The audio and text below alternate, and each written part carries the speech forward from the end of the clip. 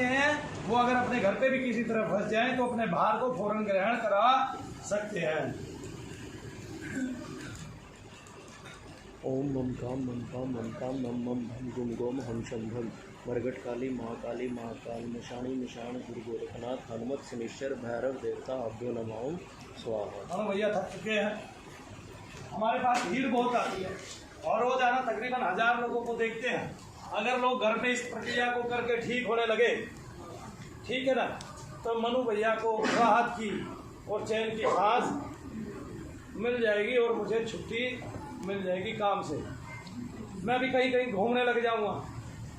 मेरे ऊपर एक भार रहता है और वो भार क्या है कि आप लोग इतने सारे आए हैं, बहुत सारे लोग गाड़ियां करके आए हैं, गाड़ियां लेके आए हैं। उनका मेरे पास तक पहुंचने में रोजाना 2-4 लाख रुपए किराए के लग जाते हैं। भला हो दिल्ली सरकार का कि उनकी एक योजना के तहत दिल्ली के लोग मेरे पास, दिल्ली की माताएं बहनें फ्री में आ जाती है, मुफ्त में आ पाती है ना। चलो भाई, किसी का इतना भला तो मैं कर ही सकता हूँ और इतनी दुआ तो मैं मांग ही सकता हूँ उसके लिए कि जिसने इतना काम कर दिया कि दिल्ली की बहुत सारी माताएं बहनें मेरे पास तक मुफ्त में आ जाती हैं, फ्री में आ जाती हैं। तो वो जो आ जाती हैं उनका तो लाभ है ही है, वो तो चलो ठीक है, लेकिन जो नहीं आ पाती हैं और जो दूर दूर से आते हैं, ये मुझे बताइए कि हरियाणा से कितने लोग आए हैं जो नए आए हैं? हाथ खड़े कीजिए जो हरियाणा से आए। सारों में ही खड़े कर लो, सारों में। और जो राजस्थान से आए हैं वे कितने हैं? वे हाथ खड़े कीजिए, देखिए राजस्थान से कितने आए हैं। गिनती बहुत ज़्यादा है ना। और राजस्थान के अलावा मध्य प्रदेश वाले हाथ खड़े करना, मध्य प्रदेश वाले भी है एक दो। और दिल्ली वाले हाथ खड़े करना। दिल्ली वाले तो खैर ज्यादा होंगे ही, दिल्ली है ये, है ना। यूपी वाले राजस्थान वाले भी इतने हैं, यूपी वाले भी बनते हैं, मतलब समान मात्रा में यूपी, राजस्थान, दिल्ली। और पंजाब से कितने? आज पंजाब से कम लग रहे हैं, शायद रास्ते बंद है इसलिए।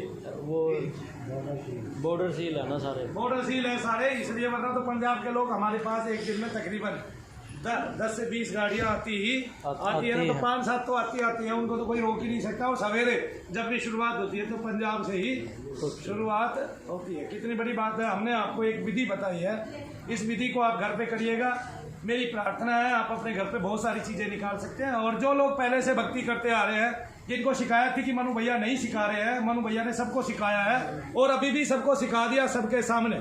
मेरा काम नहीं है मैं सबको बैठा के अलग अलग से क्लास दूं, क्योंकि मैंने आपसे सिखाने का कुछ नहीं लेना है, कोई कुछ भी नहीं लेना है, इतना सा भी नहीं लेना है। क्योंकि आप जिस जप को करके सीखेंगे, करेंगे ये विधि, तो मुझे उसका दशांश वैसे ही मिल जाएगा। मनु भैया के पास बहुत है भगवान का दिया हुआ, और मनु भैया को पता है कि संसार से और उस सूक्ष्म लोक से कैसे ग्रहण करना है। क्योंकि ये मनु भैया ने शायद हो सकता है पिछले जन्म में विधि सीखी और इस जन्म में उनके काम आ गई।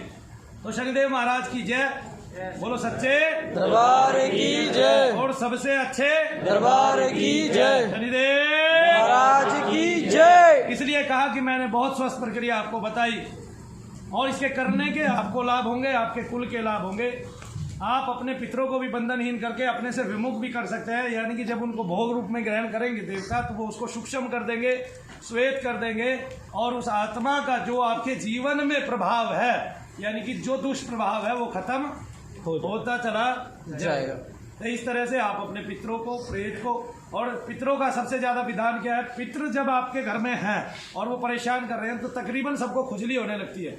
ये मैंने देखा है, ये हमने जाना है, हमने हर तरह के अभ्यास किए, हर तरह का वो पता किया। स्किन एलर्जी हो जाती है। स्किन एलर्जी उन लोगों को, बहुत सारों को होती है घर में, और वो ठीक होने पर नहीं आती, कोई डॉक्टर उसको ठीक नहीं कर पाता, क्योंकि वो आपके खून में ऐसे दौड़ने लगते हैं, एलर्जी के ही रूप में दौड़ने लगते हैं, आपको और ज्यादा परेशानियां बढ़ती चली जाती हैं। तो आपको समझ में आ गया, पितृ यानी कि घर में निद्रा का, लोगों को कम आना, बेचैन रहना, या बहुत ज्यादा सोते रहना, या आपके काम में अड़ास आना, आपके घर में सुपुत्र की प्राप्ति ना होना, आपके घर में जो है वैभव की प्राप्ति ना होना, कलह रहना, ये पितृदोष है। और आपके त्वचा संबंधी रोग उत्पन्न होते चले जाना या शरीर में बढ़ते चले जाना, ये मैंने पितृ के दोष बताए हैं। और ये जो लक्षण है, इन लक्षणों को पहचानिए गौर से। मनु भैया ने सबसे पहले क्या बताया, आपकी आंखों में प्रेत योनि के जो लक्षण होते हैं, जो शरीर में प्रेत के लक्षण होते हैं।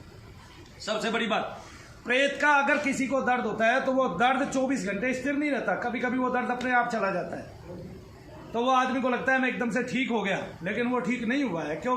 और यही प्रेत के लक्षण भी है। आंख में जलन होना, चुभन होना, आंखें भारी होना, ठीक है, सर का पिछला हिस्सा सुन होना, और सर का पिछला हिस्सा सुन पितृ भी करते हैं, ये बात मैं बता दूं आपको, मेरे अपने अनुभव है ये। और स्कंद में यानी कि यहाँ पे जिसको डॉक्टर सर्वाइकल बताते हैं, दर्द का बहुतायत मात्रा में ठहर जाना, कमर में दर्द होना, घुटनों के नीचे दर्द होना, पार्टिकुलर घुटनों में दर्द होना, और पिटलियों में बहुत ज़्यादा दर्द होना, रात को बेचैनी होना, रात को दबना, और नील आदि के निशान पड़ना। पुरुष को भी पड़ सकते हैं, किसी को चुड़ैल हो तो नील के निशान पड़ सकते हैं, पुरुष को भी। कल एक केस ऐसा भी आया था जिसको चुड़ैल थी और वो चुड़ैल काट काट के उसको खा रही थी। और नील के निशान होना स्त्री को, तो ये समझे कि कोई पुरुष तत्व है और वो कामना से प्रेरित है, वो वासना से प्रेरित है, वासना से धसा हुआ है, तब आपको वो नील आदि के निशान पड़ना बहुत बड़ी बात है। ये सारा का सारा खेल चल रहा है कभी से, और भारत के बड़े बड़े महर्षि इस प्रक्रिया के बीच में शामिल नहीं होना चाहते। और ये बात एक बात मुझे बता दो कि ये जितने भी लोग आए हैं, अगर मैं इनको प्रेत के रूप में ना बुला के स्वस्थ रूप में बुलाता कि आओ मनु भैया के यहाँ अपने रोगों का निवारण करो, तो इनको तो रोग ही ठीक हुए हैं। क्या ठीक हुए हैं? रोग ठीक हुए हैं। जैसे जिनको दर्द रहते थे, हाथ उठाना मेरे सामने वाले जरा, जिनको दर्द रहते थे, देखो जिनको दर्द बहुत ज्यादा रहते थे या अभी भी हैं थोड़े बहुत, हाथ उठाना, तो इनको दर्द थे। ये दर्द रोग के रूप में ही तो है। तो किसी को कैसा रोग होता है, कोई ऐसा व्यक्ति हाथ उठाना जिसको एक ऐसा रोग था पार्टिकुलर जो रोगों की गिनती में आता था, और फिर वो रोग नहीं था, फिर वो ठीक हो गया। हाथ उठाना ऐसा कोई व्यक्ति कि रोग भी था और रोग नहीं भी था, बाद में वो ठीक हो गया है यहाँ आने पे, और डॉक्टरों की गिनती में वो रोग था। देखो बहन जी से पूछो क्या रोग था, क्या बोला था? मैट का चलना लूज हो गया है और सुनीता उसका ऑपरेशन करना पड़ेगा, बट अभी वो दर्द नहीं है। तो ऐसे में कोई क्या मानता है? ऐसे में कोई ये मानता है कि मनु भैया भगवान है और उन्होंने हमें ठीक कर दिया। अरे भाई मैं इंसान हूँ, हार्ड मास कर पुतला हूँ, वैसे ही मुझे भी दर्द होते हैं जैसे आपको होते हैं, मेरा भी दांत दुखता है। सबसे पहले तो मैं ये कह देता हूँ कि मानव का शरीर जो लेके आया है वो महापुरुष तो हो सकता है, वो पुरुषोत्तम तो हो सकता है, भगवान नहीं हो सकता। वो आपका गुरु भी हो सकता है। भगवान उसको कब कहते हैं मैं बताता हूँ। भगवान उसको साक्षात तब कहने लगते हैं जब वो भगवान के सारे ही गुण ग्रहण कर लेता है। आप जिस देवता को पूछते हैं, कम से कम उस देवता के गुण तो आप में आने चाहिए। जैसे मनु भैया सब में समानता देखते हैं, और मेरा काम किसी से नफरत करना नहीं है, द्वेष करना नहीं है, फिर भी कोई आपसे द्वेष करता है। मैंने आपको प्रक्रिया बता दी ओम नमः शिवाय ओम की, और एक प्रक्रिया ऐसी बता सकता हूँ कि आपने 1 महीने की नहीं और आपका शत्रु गया नहीं। 1 महीने इसलिए कहा है क्योंकि आपके मंत्र सिद्ध नहीं है ना। फिर भी मैंने एक प्रक्रिया बता दी कि उससे भी शत्रु का बल गिर जाएगा, शत्रु सदा के लिए ज्वर से पीड़ित हो जाएगा और कभी भी उसका ज्वर उतर नहीं पाएगा, कितनी डॉक्टर बदलता रहे, है ना। और ऐसा रोग हो जाएगा कि सूखना रोग हो जाएगा उसको, और वो कट कट के गिरने लगेगा, अलग अलग लक्षण प्रभावित हो जाएंगे, है ना। ऐसे मंत्र में ऐसी शक्ति है, संयोजन में ऐसी शक्ति है, अगर उस बीज का संयोजन ठीक से किया जाए तो आपको लाभ होगा ही होगा। पहले भी कई लोगों ने, कई महात्माओं ने इस तरह के संयोजन करके दिखाए हैं और बताया लोगों को कि आपकी बीमारियां चली गई है, लेकिन वो बीमारियां डॉक्टर की नहीं थी, वो बीमारियां केवल भूत प्रेत से थी। और उन ब्रह्मर्षियों के, उन महर्षियों के, उन महात्माओं के आज भी शिष्यगण हमारे पास आते हैं, और उनको जिनको बहुत भयानक प्रेत बाधा है वो हमारे यहीं से ठीक हुई है।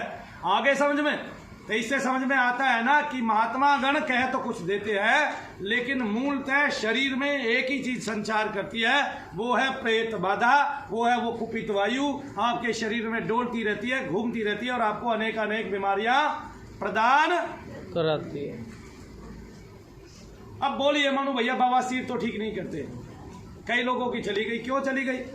क्योंकि आपके ऐसे स्थल पे बैठ के प्रेत जो है सदा के लिए आपको घाव कर सकता है, परेशान कर सकता है, आपको ब्लीडिंग हो सकती है बहुत ज़्यादा, और आप सदा दबाव में रह सकते हैं, और डॉक्टर इंजेक्शन पे इंजेक्शन लगा रहा है, और मेरे पास आए, मैंने आपका आह्वान किया, आप ठीक हो गए, तो मैंने वो मूलतः उस रोग की कोई भी डॉक्टरी जांच आपकी नहीं कराई।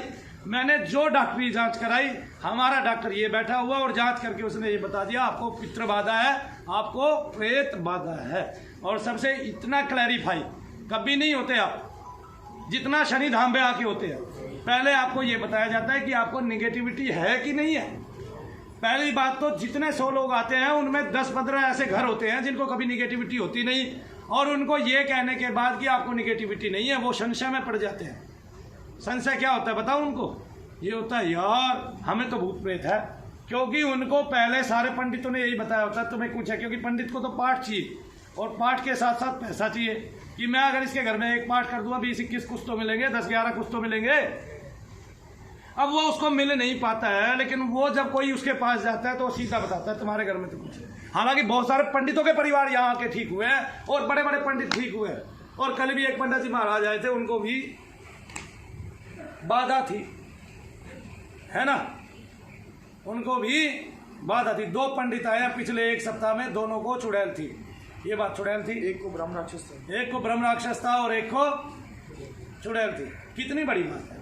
तो वो जब दूसरों की निकालने की कोशिश करते हैं उनके अंदर डर जाती है। आपने अपने आप को स्वस्थ करना है, स्वस्थ करके ये प्रक्रिया सीखनी है।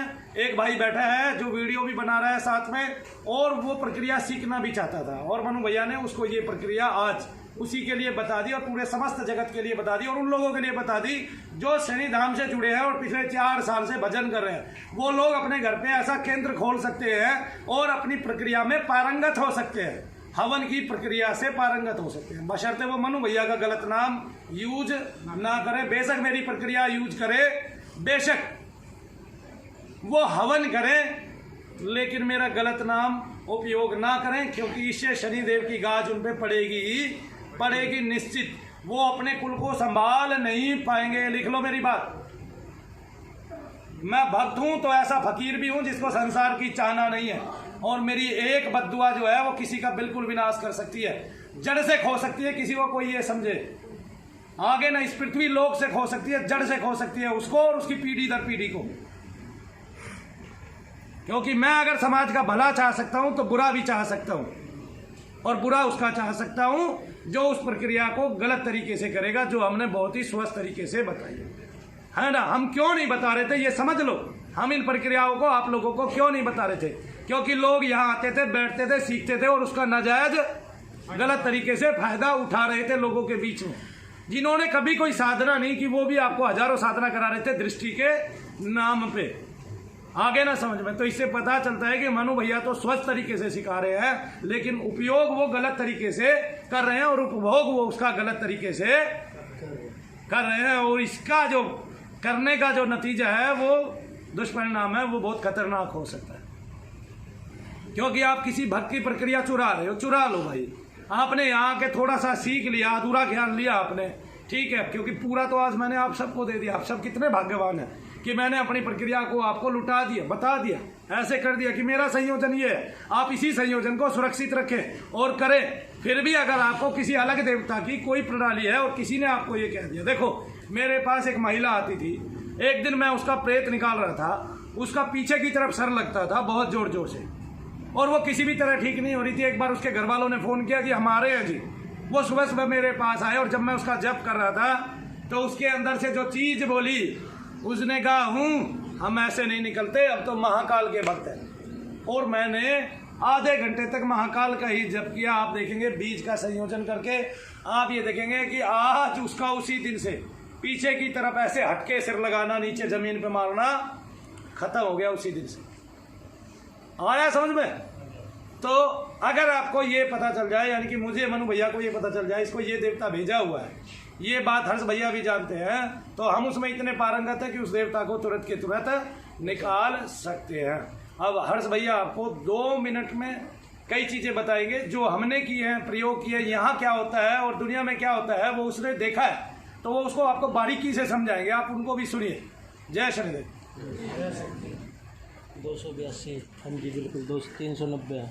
382 390 लोग, 400 के करीब लोग हमें देख सुन रहे हैं। लेकिन जब ये वीडियो बंद होगी लाइव से, आप देखोगे 400 हो चुके हैं और 315 320 5 से 6,000 व्यूज हो। मनु भैया हर्ष भैया की ओर से सबको प्रणाम। तो जैसे भैया ने सबको ज्ञान दिया और सबसे इजी विधि बताई कि घर में आप सबके इलाज कर सकते हो। इसके लिए आपको मंत्र साधना बहुत ज़रूरी है, क्योंकि वो आसन से बैठ के अच्छे से पूजा पाठ करे। और शनिधाम में जिसको ज़्यादा प्रॉब्लम है उसका शनिधाम में आके ही कटेगा, क्योंकि वो प्रॉब्लम 25 साल पुरानी हो सकती है या 38 साल पुरानी हो सकती है, या उसकी पुरखों की जो सी प्रॉब्लम हो सकती है जो कि पिछली पीढ़ी से प्रॉब्लम है। वो अपने आप मत करे, क्योंकि उसके बीच में उसका दबाव भी पड़ सकता है, कुछ भी हो सकता है।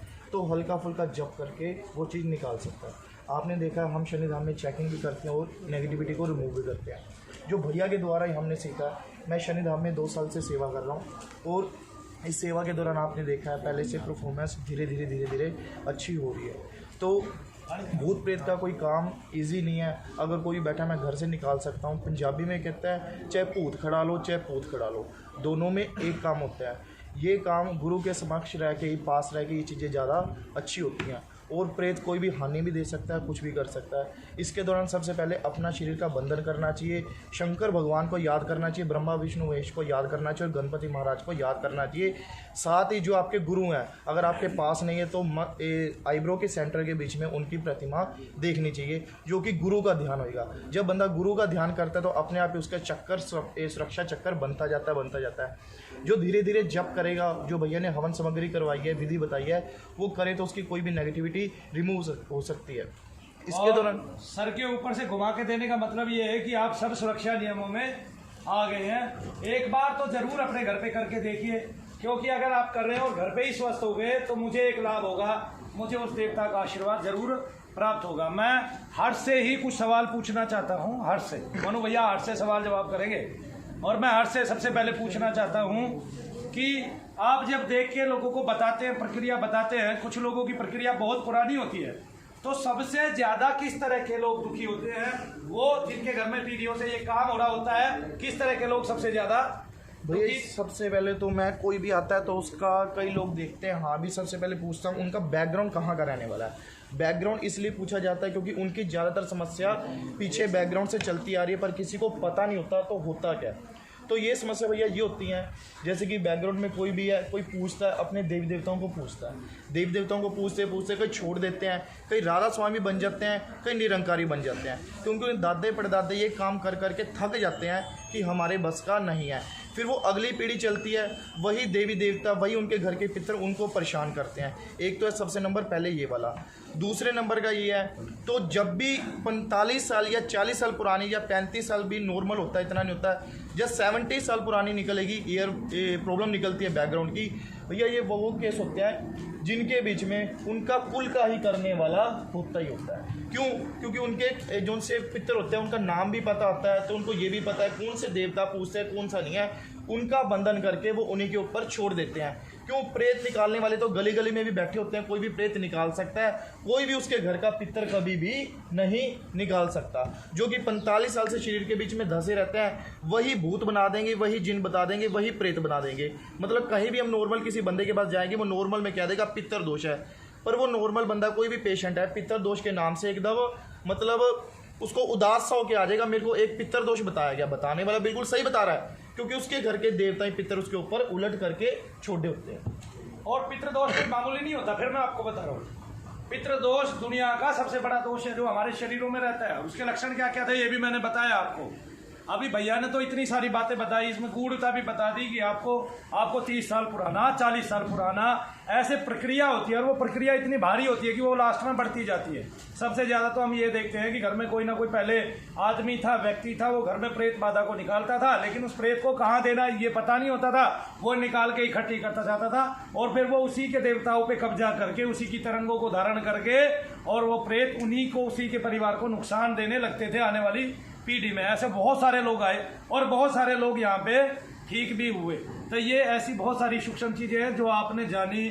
और सबसे ज़्यादा बड़ी बात यह है कि हमने सबसे ज़्यादा स्वस्थ तरीके से यहाँ बताया। कोई कहता है आपको 400 साल पुरानी चीज़ है, लेकिन जब वो चीज़ बोलती है अंदर से तो वो 400 साल पुरानी एक भी बात आपको नहीं बता पाती है। किसी ने कह दिया आप में परशुराम आए, परशुराम को तो उसमें जो परशुराम आया उसको तो घंटा भी नहीं पता है।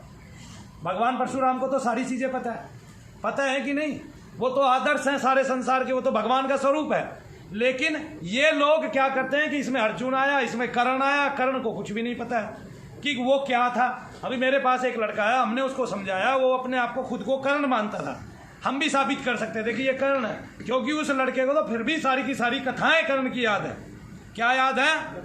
कथाएं याद है। लेकिन जो कहीं अपने दरबार में बैठ के और परशुराम को बुला रहा है, और परशुराम भगवान है भाई, उनको ये पता है कि संसार में क्या चल रहा है, जगत में क्या चल रहा है, एक एक मन की व्यथा पता है, एक एक मन की बात पता है ना। और वो किसी में आ रहे हैं तो भाई तुम पवन देव को बुला रहे हो, भाई पवन देव को तुम बुला रहे हो तो दिल्ली की हवा बंद कर दोगे। तुम्हारा सबसे बड़ा शत्रु कौन है? मनु भैया, है ना। सबसे पहले कहोगे मनु भैया के दरबार की पवन शनि धाम की हवा बंद हो जाए, और शनि धाम में लोग घुट घुट के मरने लगे तो अपने आप भाग जाएंगे, कभी नहीं आएगा कोई मनु भैया के पास। ऐसा नहीं है, बहुत ही स्वस्थकर प्रक्रिया है। आप घर पे करेंगे, जब आप ऊपर से घुमाते हैं तभी आपके बंधन हो जाते हैं। आपने देखा होगा, और हर्ष भैया को भी पता है, हम लोग चौक चौराहे पे बहुत प्रकार के भोग देते हैं कि नहीं देते हैं, और वो लोग दिलवाते हैं हमारे से, लेकिन उनका वो लाभ नहीं है जो आप इस प्रक्रिया का लाभ उठाएंगे, क्योंकि इससे मूल में चीज खत्म होती है। कैसे चीज खत्म होती है? मूल में चीजें खत्म हो जाती है, उनका सुपड़ा साफ हो जाता है, वो सदा के लिए विनष्ट हो जाते हैं। फिर भी मैं आपको एक प्रक्रिया और बता देता हूँ, एक भेद और है इसमें। एक भेद ये है कि किसी को अगर आपके पितरों के नाम पता हो, करने वाला घर का ही हो, तो वह आपके उन्हीं पितरों को बार बार उठा के भेज सकता है। आप तो कहेंगे, जैसे एक लड़की को उसके शिवचरण दादा आते हैं, क्या आते हैं? शिवचरण दादा आते हैं, तो उस दादा को उसकी पुत्रवधू ने से लिया, और उसको वो बार बार जो है अपने भतीजों पर भेज रही है, उनका नुकसान करने के लिए। तो जब वो भेज रही है तो वो कम से कम 20 से 30 बार उस तत्व को उठा पाएगी। जब पहली बार के तत्व को निकालेंगे तो हमारा समय निकलेगा, हमारा समय लगेगा। जब दूसरी बार के को निकालेंगे तो भी हमारा समय लगेगा। तो इस तरह एक आदमी को सारा समय तो दिया नहीं जा सकता, इसलिए मैंने उनके लिए भी ये प्रक्रिया बता दी, तो वो अपने घर पे रोज इस प्रक्रिया को कर सकते हैं। अब 2 साल बाद दादा का, क्योंकि दादा को इतना से रखा है कि दादा को देवता बना रखा है, उसको भोग दे रखे हैं, खून की बलिया दे रखी है, ठीक है, कलेजी दे रखी है उसको, और उस तत्व को पका रखा है ना, जैसे मटके को पकाता है ना कुम्हार, तो उस तत्व को उतना पका रखा है। तो उसी एक तत्व को, उसी एक प्रेत को निकालने में समय लग जाता है, जिसको सेया हुआ है, इसका मतलब उसकी पूजा की हुई है ना। ये होता कैसे है? जैसे एक ही पीर है, उसको सारी दुनिया पूज रही है, एक पीर है उसको सारी दुनिया मान रही है, एक सैयद बाबा है उसको सारी दुनिया मान रही है, कोई महात्मा है उसको सारी दुनिया मान रही है, वो इस रूप में प्रेत निकालता था जीते जी, तो उसको सारी दुनिया मान रही है। अब उसको जब जो मान रहा है वो उसके शरीर में प्रविष्ट हो रही है, उसकी तरंगे, तो फिर उसको खत्म कैसे किया जा सकता है? जैसे बाबा मोहन राम है, भगवान कृष्ण के अवतारी है ना, तो उनको सारी दुनिया मान रही है, और सारी दुनिया में उनकी तरंगे आ रही हैं, वो खेल रहे हैं, बता भी रहे हैं, काम भी कर रहे हैं, लोगों का कल्याण भी कर रहे हैं लोगों का, है ना।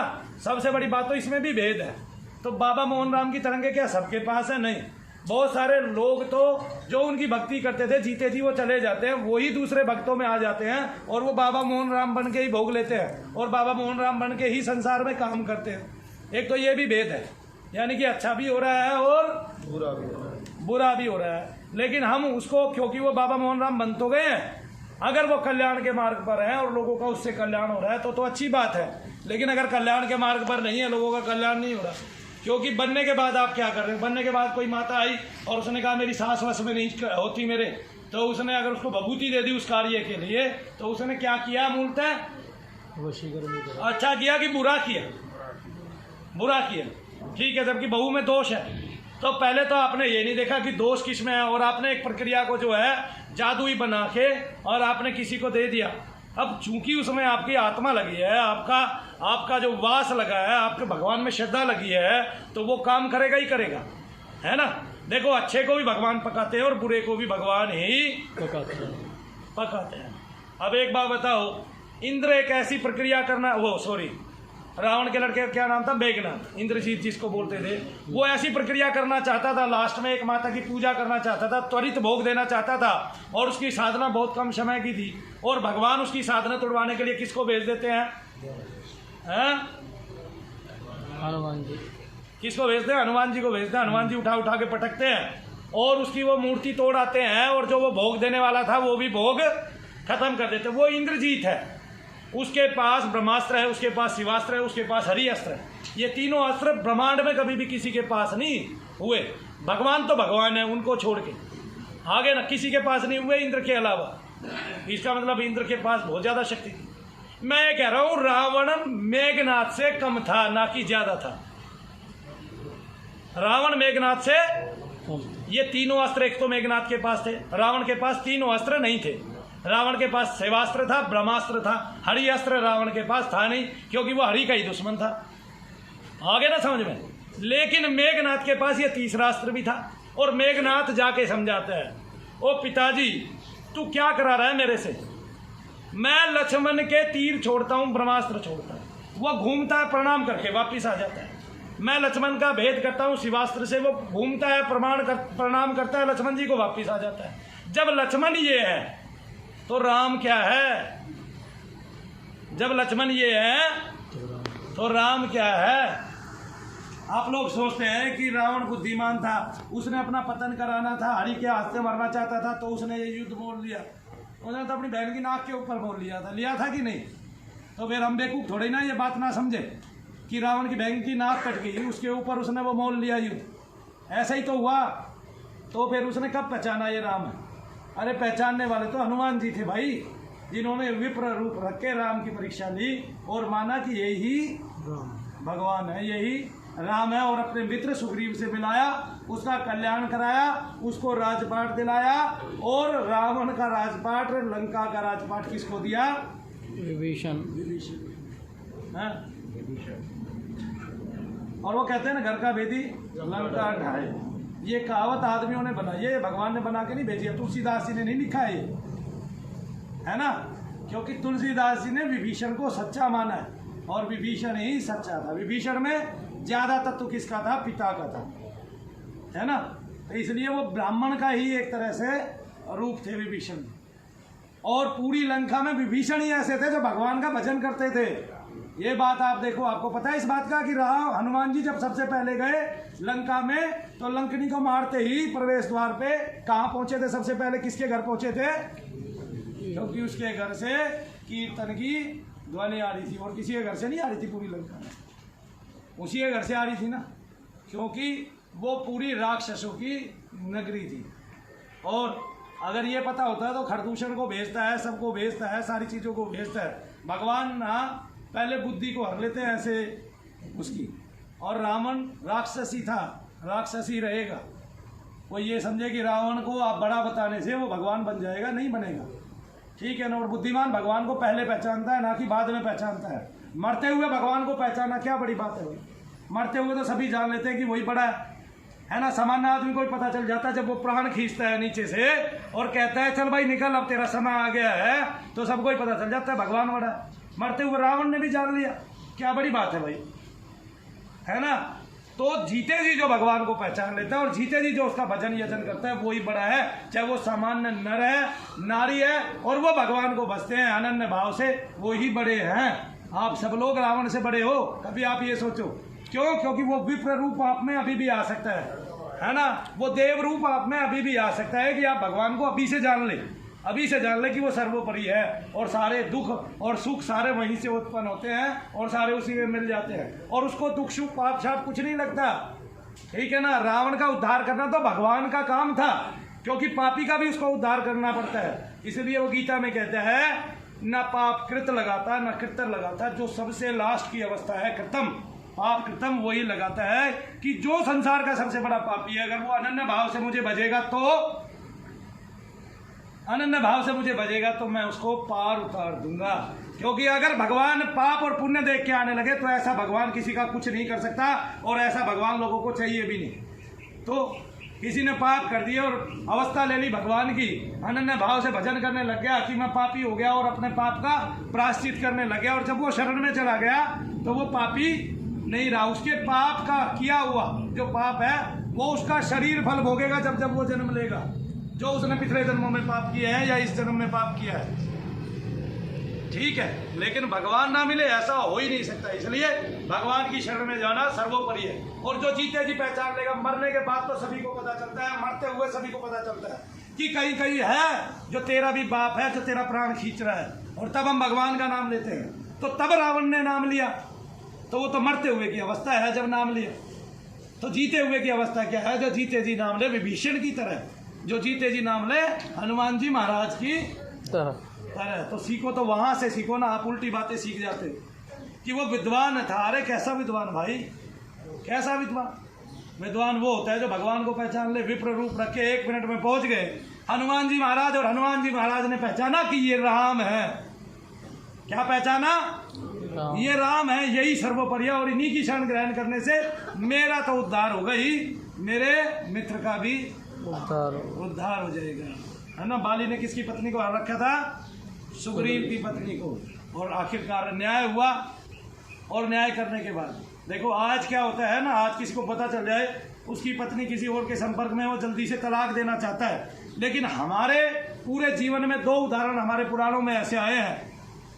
जैसे एक उदाहरण आया किसका? भगवान बृहस्पति का। भगवान बृहस्पति की पत्नी तारा चंद्रमा के साथ गई, उससे एक लड़का उत्पन्न हुआ बुध उद्विग्न रहता है चंद्रमा से, और बृहस्पति से ही उसका संबंध रहता है। उस बुध के साथ अपनी पत्नी को वापस लेके आए, तब जब एक बच्चा चंद्रमा का भी उसके घर में हो गया, और वो था बुध।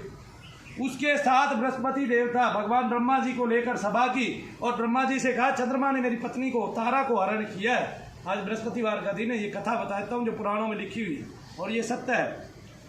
इसलिए सप्तम घर में अगर बृहस्पति का वो घर है और वहां पे आके चंद्रमा बैठ गया है, तो वो स्त्री या पुरुष या वो जातक लड़की या लड़का वो किसी अन्य के साथ संबंध रखेगा, और उसके संबंध का खुलासा होगा, और लास्ट में वो अपने पति के साथ या पत्नी है तो पति के साथ, और पति है तो पत्नी के साथ ही रहेगा, बीच में संबंध का खुलासा होते हुए। ये ज्योतिष है और ये कथा है।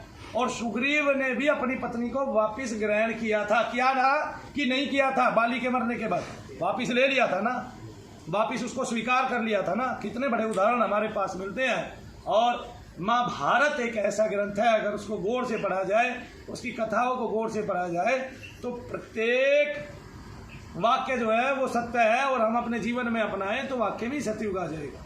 लेकिन हम अपना नहीं रहे हैं, हम तो बस कह देते हैं, एक शब्द यूज कर लेते हैं कि महाभारत, है ना। महाभारत यानी कि ऐसी, महाभारत का मतलब ये है कि महान भारत। आप उसका अर्थ उल्टा लगा जाते हैं कि लड़ाई वाला भारत, है ना, कि द्वंद्व वाला भारत और घर घर में युद्ध होने वाला भारत। ऐसा महाभारत का उद्देश्य नहीं है। महाभारत के उद्देश्य है सीधे, सरल और स्पष्ट है। अगर कोई अधर्म की तरफ है तो उसका नाश होगा, अगर कोई धर्म की तरफ है तो धर्म का उत्थान होगा, और धर्म जो है वो पनपेगा, और धर्म का कभी भी हास नहीं होगा। चाहे धर्म के 5 ही व्यक्ति रह जाएं, कितने रह जाएं? 5 ही व्यक्ति रह जाएं, उस धर्म का कभी भी हास नहीं होगा। जय शनिदेव भक्तों, आज की विधि याद रखें, आज का सिखाया हुआ याद रखें। और मेरी बात यह है कि अगर किसी को कुछ भी गलत लगा हो तो उसके लिए मुझे क्षमा करें, क्योंकि लोगों ने यहाँ पे बहुत सारी दुविधाएं, भ्रम फैलाए हुए हैं। लोगों ने फैलाया हुआ है कि गाय की कबूतर की आत्मा जो है वो हिंदी में बात करती है। लोगों ने फैलाया हुआ है, क्या कहते हैं कि अपने आप को सर्वश्रेष्ठ दिखाने के चक्कर में अपने धर्म का हास किया हुआ है। हालांकि वो हिंदू धर्म के प्रणेता बनते हैं, लेकिन ये हिंदू धर्म नहीं है, ये सनातन संस्कृति नहीं है। क्योंकि सनातन वो है और संस्कृति वो है जिससे सब उत्पन्न हुए हैं। जो सबको अपना मानता है वही सनातनी हो सकता है। जो सब में जो है अवगुण ग्रहण करता है वो सनातनी नहीं हो सकता। सब अपने धर्म को बढ़ा तो देखना चाहते हैं, लेकिन अपने ईश्वर को किसी अन्य के हृदय में नहीं देखना चाहते हैं। मैं पूछता हूँ कि गुरु नानक ने किसको नहीं बनाया? तो कहते हैं कि सभी को उसने बनाया। मैं पूछता हूँ कि भाई अल्लाह ने तेरे किसको नहीं बनाया? बोला पूरी कायनात में कोई ऐसा बचा नहीं जिसको अल्लाह ने नहीं उपजाया या अल्लाह ने नहीं बनाया। मैं पूछता हूँ कि मेरे ब्रह्म ने, मेरे भगवान ने किसको नहीं बनाया और किस में वो नहीं रहता? तो कहते हैं कि वो तो सर्वोपरि में रहता है। लेकिन जब देखते हैं तो मैं हिंदू हो जाता हूँ, वो मुस्लिम हो जाता है, और मैं उस मुस्लिम के हृदय में अपने इष्ट को, अपने भगवान को नहीं देख पाता। जब वो देखते हैं तो खुद को तो गुरु नानक समझते हैं और अपने हृदय में गुरु नानक को देखते हैं, लेकिन जब दूसरे के अंदर देखते हैं तो कहते हैं ये तो मुसलमान है, इसमें गुरु नानक हो ही नहीं सकते, जबकि कहते हैं कि गुरु नानक ने ही सबको बनाया। मैं पूछता हूँ कि भाई जीसस कहाँ रहता है? वो कहते हैं कहाँ नहीं रहता। तो मैं कहता हूँ तिनके में रहता है। वो कहता है हाँ रहता है। मैं कहता हूँ कि उसने किसको नहीं बनाया? बोला सबको बनाया है। मैं कहता हूँ किसके हृदय में नहीं है? बोला सबके हृदय में है। मैं कहता हूँ मैं हिंदू हूँ, बस अपने में देख पाता है, फिर वो वहाँ दब जाता है। अपने भगवान को बड़ा भी कर देते हैं, छोटा भी कर देते हैं। अरे भाई, अरे पृथ्वीवासियों, तुम्हें अन्याय करना है तो इस तरह का तो मत करो। भगवान को लेके तो अन्याय मत करो। तुम ऐसे तो मत देखो, अगर तुम्हारे देवता बड़े हैं तो उसने मान लिया मुझे भी बनाया, तेरे लिए तो मैं बराबर हो गया। अगर तुम मुझे भी धर्मी समझे, मैं दूसरे धर्म में पैदा हुआ तो इसमें मेरा क्या कसूर है? अगर तेरा अल्लाह चाहता तो सबको मुसलमान ही ना बना के पैदा कर देता, हिंदुओं में उपज ही ना होने देता, है ना। और अगर किसी को उसने क्रिश्चियन ही बनाना होता सबको, तो सबको क्रिश्चियन ही बना के पैदा कर देता। फिर धर्म बदलने की बात कहाँ से आती है, मुझे तो यही समझ में नहीं आया आज तक। उसने जिसको जो बना दिया उसी अंश पे स्थापित रहो, वही धर्म सर्वश्रेष्ठ है। चाहे आप हिंदू हैं, मुस्लिम हैं, सिख हैं, ईसाई हैं, कोई भी है, और चाहे आप बौद्ध ही क्यों ना हो, जैन ही क्यों ना हो, कोई भी हो, क्योंकि एक धर्म से कई कई धर्म उत्पन्न हो जाते हैं। जैसे हिंदुओं से बहुत सारे धर्म उत्पन्न हुए हैं, तो बौद्ध भी वहीं से आए हैं, जैन भी वहीं से आए हैं, सिख भी वहीं से आए हैं, है ना। और अगर वो सनातन है तो सब ईसाई भी और मुस्लिम भी वहीं से आए हैं। जय शनिदेव भक्तों, जय शनिदेव। आप स्वीकार करें, आप सबके चरणों में मैं नतमस्तक हूँ। आप सबकी बड़ाई चाहता हूँ, आप सबको ये चाहता हूँ कि न्याय मिले। आप सबके लिए शनिदेव महाराज से कामना करता हूँ, आप सबके दुख दूर हो, कष्ट दूर हो, और हम जितनी इस हाथ से सेवा कर पाए उतनी सेवा हमारी लगे। शनिदेव महाराज हमारे साथ भी न्याय करे, आपके साथ भी न्याय करे, आपके कुल गति पाए, आपका वंश गति पाए, आप सदा के लिए स्वस्थ रहे, और हमारी प्रक्रिया को जो बुद्धिजीवी है, जो जानकार हैं, जो आज तक जप कर रहे थे, शनिधाम से जुड़े थे, वो करके देखें और फिर देखें मनु भैया ने आपको क्या बताया। अगर किसी ने पहले किसी अन्य मंत्र का भी जाप किया है, जब वो बैठ के आधा घंटा, 1 घंटा 2 अगरबत्ती जला के, रोजाना दीप जला के ये जाप करना चालू करेगा, तो 1 महीने बाद उसे पता चलेगा कि वो दुनिया की बहुत सारी परेशानियों को हल कर सकता है। जोर से, जोर से।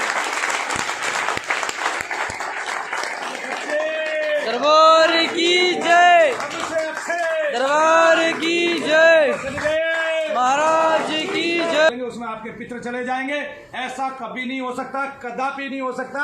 बिना कर्म किए कभी भी कोई फल नहीं मिल सकता। ना कोई ऐसी आत्मा हुई है परमात्मा के अलावा जो इतना बड़ा काम कर दे, और कोई देवता आपके बंधन में नहीं है जो बिना लिए आपका काम करे, बिना जप किए आपका काम करे। और आप इतनी पहुंच वाले नहीं हो, आप ईश्वर के ऐसे बेटे नहीं हो कि जो चाहे वो ले ले उस ईश्वर से। ऐसा कोई भी बेटा अभी पृथ्वी लोक पे है नहीं। आगे समझ में आएगा तो बात होगी, आएगा तो उसकी चर्चा होगी, उसको भगवान माना जाएगा, आएगा तो उसको सर्वोपरि माना जाएगा। लेकिन अभी फिलहाल मैं तो ऐसा देखता नहीं। आप कैसा भी देखो, मैं सत्य का धारण करने वाला हूँ, सत्य का पालन करने वाला हूँ। और जय शनिदेव।